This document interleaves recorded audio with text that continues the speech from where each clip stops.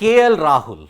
This is the name that is confounding a lot of people when you have to look at the current scenario in the IPL and the Indian cricket team.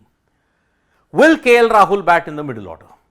Is he staking a claim for the T20 World Cup spot?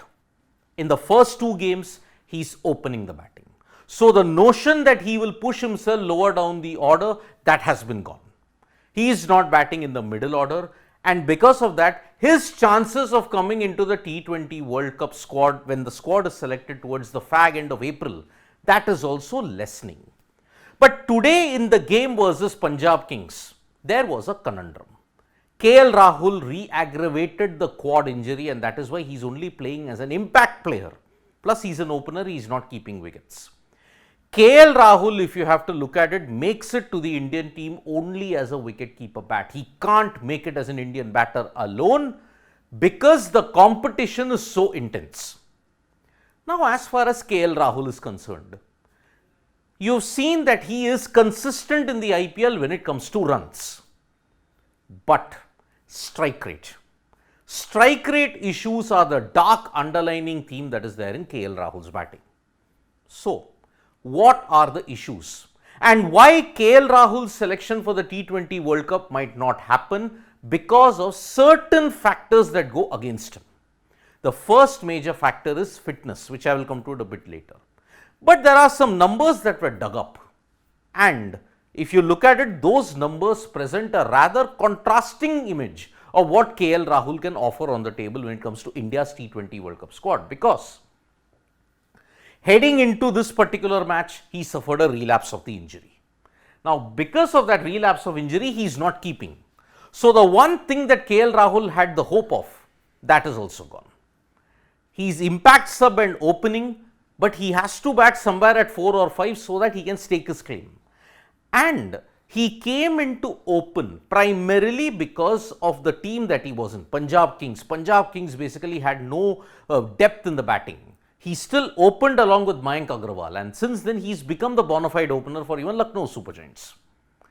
But if you look at the success that KL Rahul's had in T20Is, he's primarily a middle order bat. Now, this is where the problem is.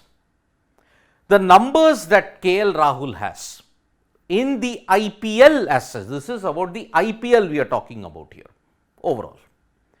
In the IPL, batting first, he has a strike rate of 141 with an average of 68. If you look at all the other batters, there is a trend there. KL Rahul does well when batting first. But while batting second, 109.9 with an average of 30. If the target is small, KL Rahul knows the template. But if the target is big, he just can't seem to accelerate, and this is an issue. But what is the major problem for KL Rahul in the T20 format? Power play. Look at his power play statistics, 109.3, and if you are a top order bat, what was the main criticism in 2022 during the T20 World Cup? Too many anchors, and that is what sunk India in the T20 World Cup. Average is fantastic, 48.6. No one's ever doubted KL Rahul on runs and on average. But strike rate, 109.3. That's not good enough. If he could criticize Virat Kohli for a strike rate of 140 when he carried his bat, if KL Rahul has a strike rate of 109, it's disastrous if you look at it. Now, there are other areas of concern.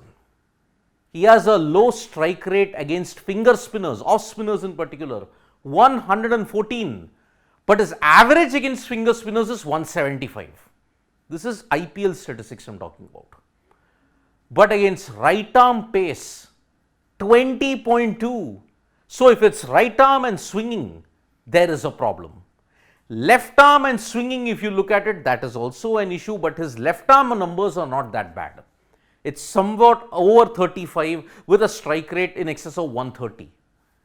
But his strike rate ranges are from 114.4 to 137.9, from finger spin all the way up to right arm pace.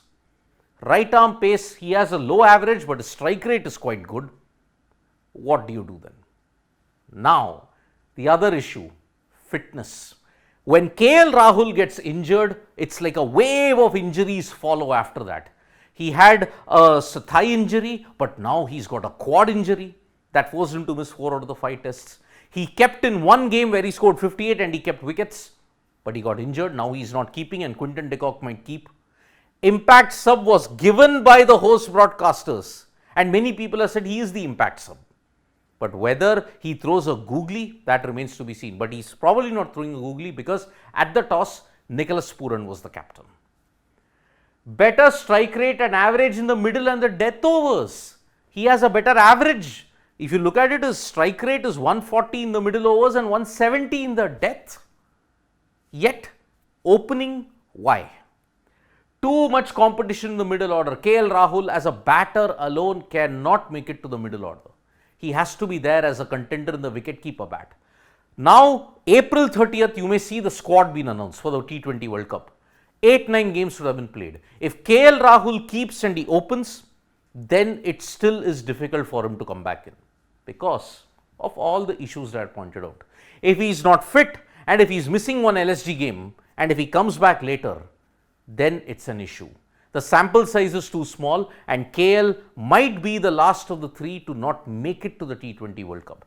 Rohit and Virat, you had to get them back in because of reputation and because they are the only guys who may still have the capability to win a T20 World Cup for you.